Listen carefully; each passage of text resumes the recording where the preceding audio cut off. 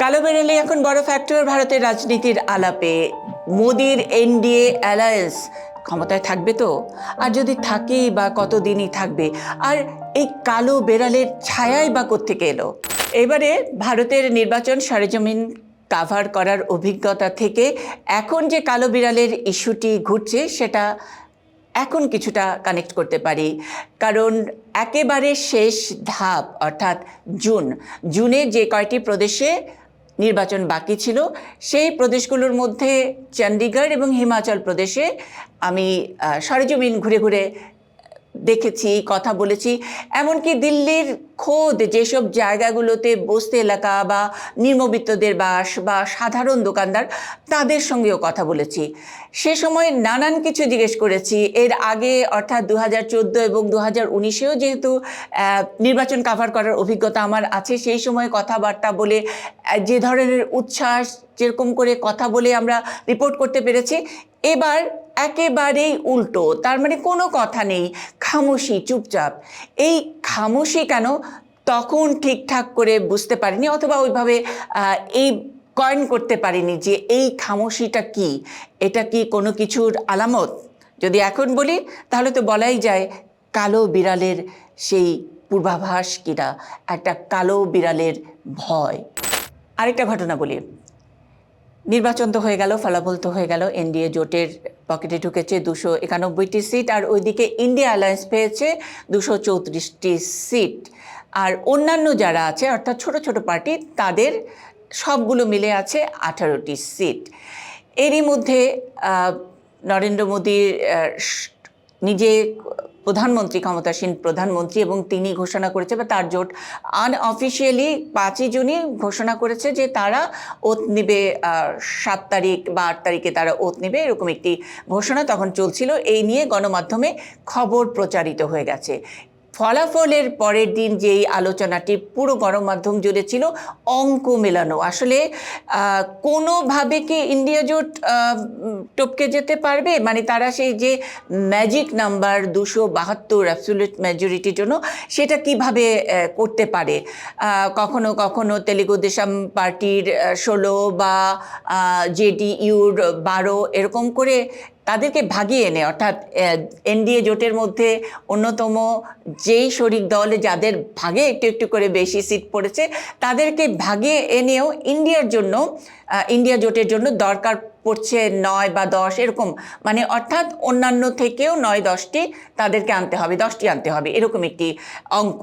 এবং এটার সম্ভাব্যতা, অসম্ভাব্যতা ইত্যাদি নানান বিচার মিডিয়াগুলোতে তোলপাড় আলোচনা, এবং একরকমই হাল ছেড়ে দিয়েও একটু এবার তো আসলে ওইভাবে বিজেপির বিজয়টাকে কেউ সেলিব্রেট করেনি, বরং এনডিএ যে হেরে গেছে, জিততে জিততে হেরে গেছে, সেটাই মনে হয় পুরো ভারত জুড়েই এক ধরনের সেলিব্রেশন, একটা জিত ভাব করে তারা সেলিব্রেট করেছে। গণমাধ্যমেও সেটার একটা মোটামুটি আভাস পাওয়া গেছে আলোচনার মধ্যে। কিন্তু যেটা হলো, অর্থাৎ 5ই জুন সব অঙ্ক যখন নাকি মোটামুটি পারমুটেশন কম্বিনেশন করেও মোটামুটি সাফা হয়ে গেছে, আর কোনো সুযোগ নেই, সেদিন বিরোধী দলীয় নেতা মল্লিকার্জুন খাড়গের বাড়িতে সন্ধ্যা 6টায় মিটিং ছিল। তারা অফিসিয়ালি আসলে জানিয়ে দেবে যে বিরোধী দলে তারা থাকছে কিনা। এর আগে অবশ্য ভোটের ফলাফল যখন প্রকাশিত হচ্ছিল, তখন ইন্ডিয়া জোটের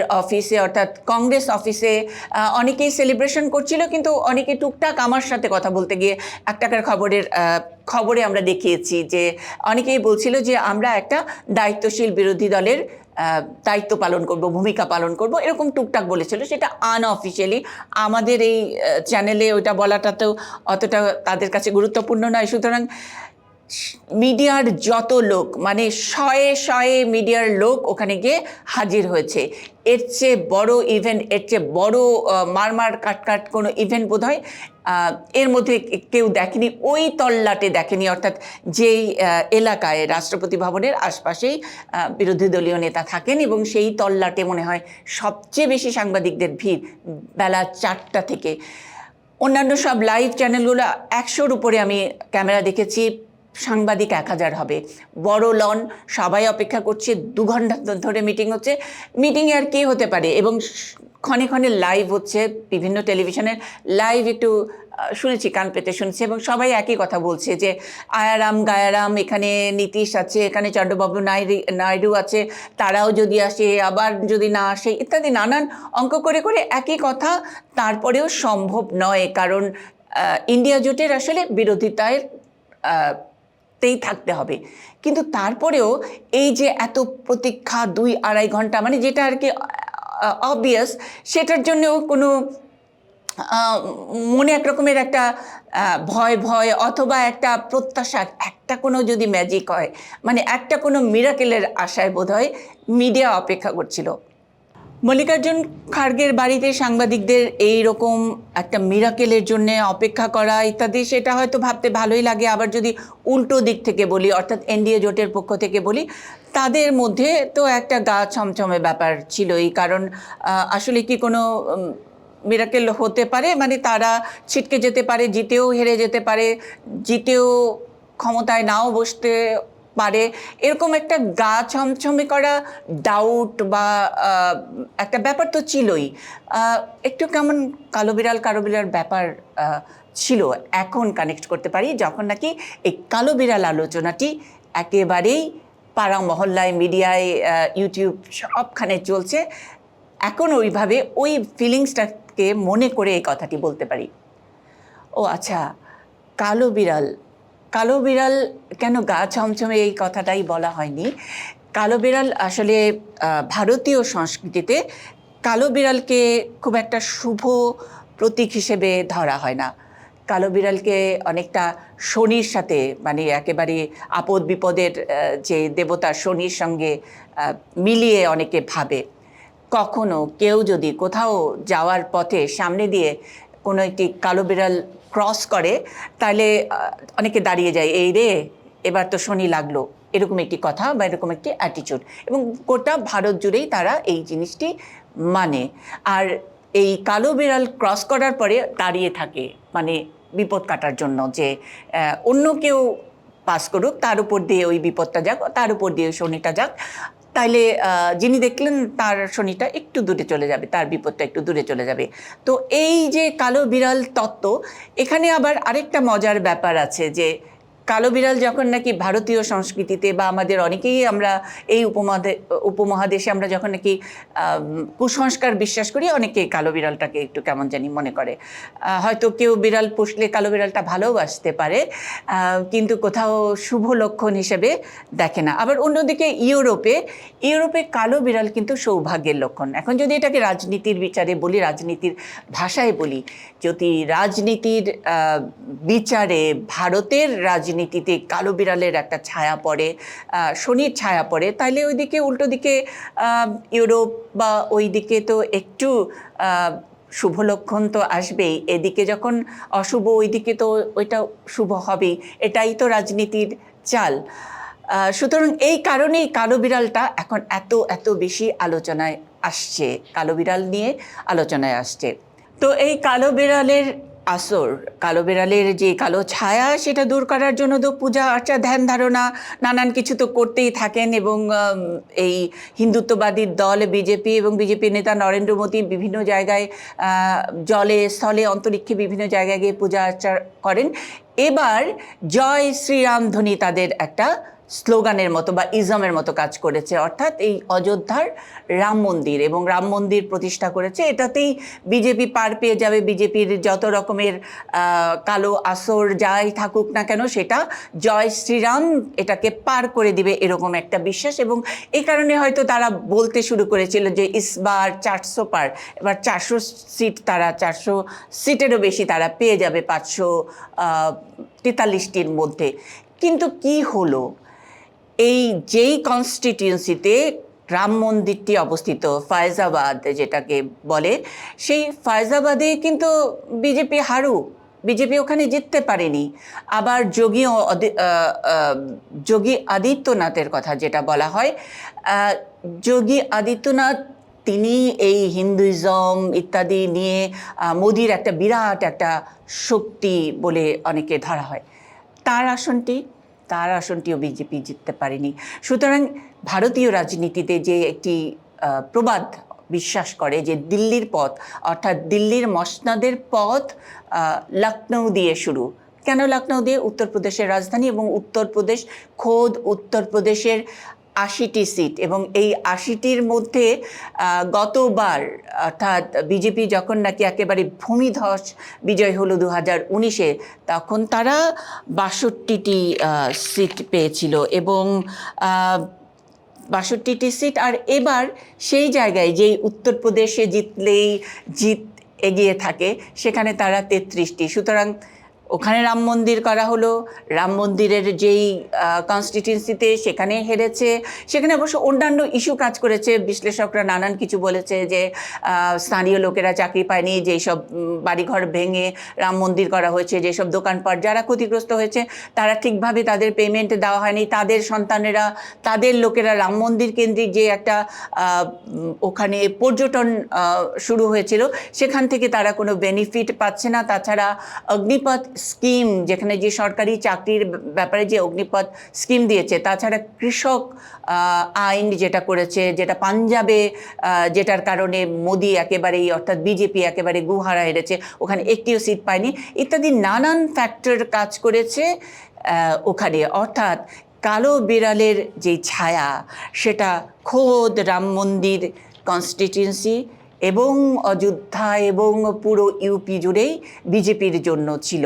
কালো বিড়াল এদিক সেদিক জেতা হারা ইত্যাদি, বা হাঁটতে হাঁটতে জেতা বা জিততে জিততে হারা, এরকম নানান রকমের আলোচনার ফাঁকে এনডিএ সরকার গঠন করলো, ওথ নিয়েছে। এবং সরকার গঠনের আগে, শপথ নেওয়ার আগে যে আলোচনাটি ছিল সেটি হলো যে আগে এনডিএর দরকার পড়েনি।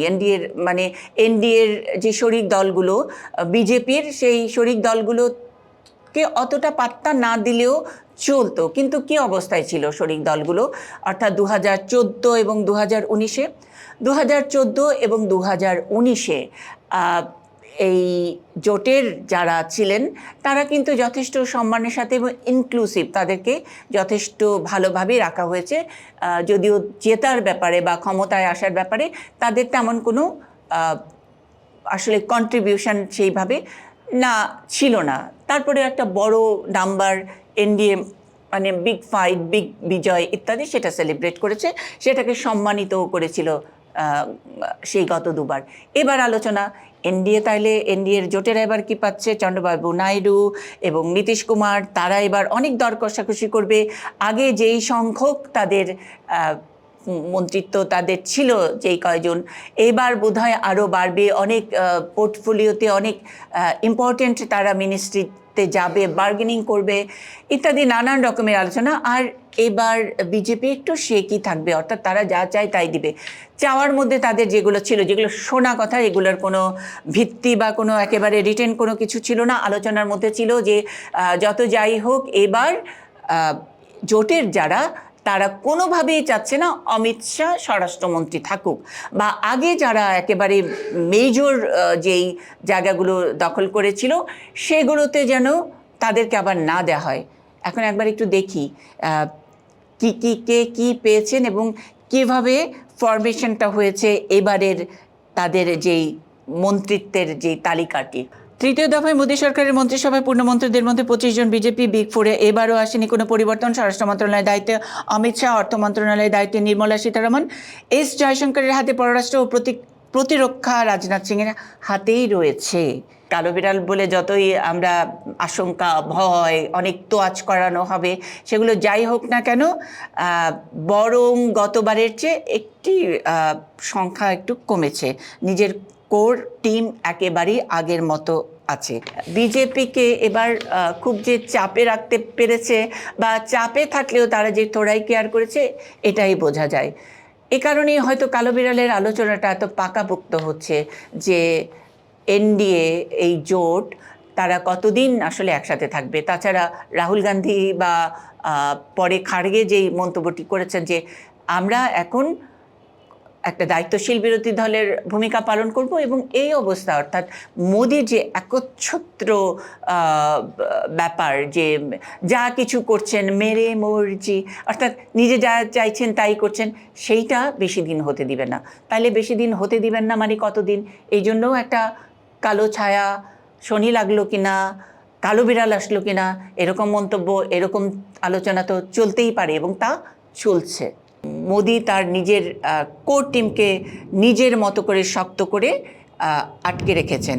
কিন্তু যা করবেন অর্থাৎ অ্যাগ্রিমেন্টের ব্যাপার, অনেক অনেক সিদ্ধান্ত নিয়েও কিন্তু এই আয়ারাম আর গায়ারাম যতই সমালোচনা করা হোক না কেন, তারা এর আগে জোটের যেই নেতারা যারা মন্ত্রিত্ব পেয়েছিলেন, ক্ষমতার সঙ্গে ছিলেন, তারা চলে গিয়েছিলেন, জোট থেকে বের হয়ে গিয়েছিলেন কিছু ইস্যুতে তাদের না জানিয়ে করার সিদ্ধান্ত নেওয়ার কারণে, কিছু ইস্যুতে তাদের ডিসঅ্যাগ্রিমেন্ট থাকার কারণে, এবং সেই জায়গায় ওই অ্যাগ্রিমেন্টের জায়গায় তাদেরকে কতটা পাত্তা দেওয়া হবে, তাদেরকে তাদের কথা কতটুকু শোনা হবে, সেগুলো আসলে এই কালো বিড়াল কালো বিড়াল কালো বিড়াল এই আলোচনার মধ্যে আসছে। আসলে কি অ্যাগ্রিমেন্টের জায়গায় তাদেরকে একটু শ্রদ্ধা দেখানো হবে, তাদেরকে একটু পাত্তা দেওয়া হবে, সেগুলোর জন্য কতদিন দেখতে হবে? নাকি এই নরেন্দ্র মোদী যেটা করেছেন, যেটা নিয়ে পুরো ভারত জুড়ে এক রকমের ট্রল করে বেড়াচ্ছে যে মেরে মর্জি, মানে উনি আমার ইচ্ছা হলে আমি এটা করব, আমি ইচ্ছা হলে সেটা করব, সেই মেরে মর্জি ওই গানটার মতো। मेरी मर्जी, मैं चाहे ये करूं, मैं चाहे वो करूं, ईडी से छापे पड़वाऊं, लोगों को फर्जी फंसवाऊं, मुझे खोले सज्जो बोले उनको जेलों में भिजवाऊं, आलोचना मेरी कोई करना नहीं, मेरे खिलाफ कुछ भी कहना नहीं। মেরে মর্জি, নরেন্দ্র মোদী, এনডিএ ইত্যাদি যাই হোক না কেন, হঠাৎ করে অনেকেরই প্রশ্ন, এত কিছু থাকতে যদি শনির আলোচনাই করা হলো, তাইলে হঠাৎ কেন কালো বিড়াল আসলো? শনি বলেও তো আসতে পারতো। মোদি তো এমনি নানা রকমের পূজা আর্চা করে এবং তার কারণে নানানজন রাম চিনে, রাবণ চিনে, সবই চেনে, সুতরাং কেন কালো বিড়াল? হ্যাঁ, এই ভেদটাই একটু ভাঙতে যাই। সবাই দেখেছেন যখন নাকি নরেন্দ্র মোদী এবং তার টিমমেটরা শপথ নিচ্ছিলেন রাষ্ট্রপতি ভবনে, তখন লাইভ টেলিকাস্টে কারো চোখ এড়ায়নি, পেছনে একটি কালো বিড়াল ঘুরপাক খাচ্ছিল। প্রথমে অনেকেই একটু কনফিউজ হয়ে গেছিল কালো বিড়ালের আকারটি দেখে, বা যেরকম করে ছায়ার মতো দেখা যাচ্ছিল, অনেকে আসলে সিঁড়ি মেপে মেপে দেখেছেন যে এটা কি কালো বিড়াল নাকি একটা লেপার্ড, একটা কালো বাঘ। বাঘ হওয়া তো কোনোভাবেই সম্ভব নয়।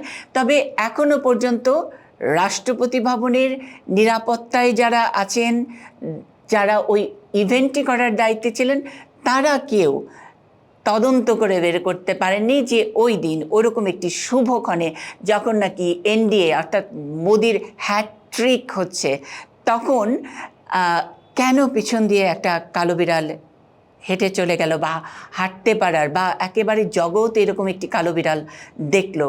এটা কি কোনো রকমের কোনোভাবে এটাকে কি করানো হয়েছে, নাকি এটা ডেলিভারেট, আর নাকি কোনো কিছুর সংকেত? সেজন্যই এখন তুলকালাম কালো বিড়াল। মোদি, এনডিএ ক্ষমতা থাকছেন, কতদিন থাকছেন, কি হতে যাচ্ছে এই হ্যাট্রিক সরকারের। সবাই ভালো থাকুন।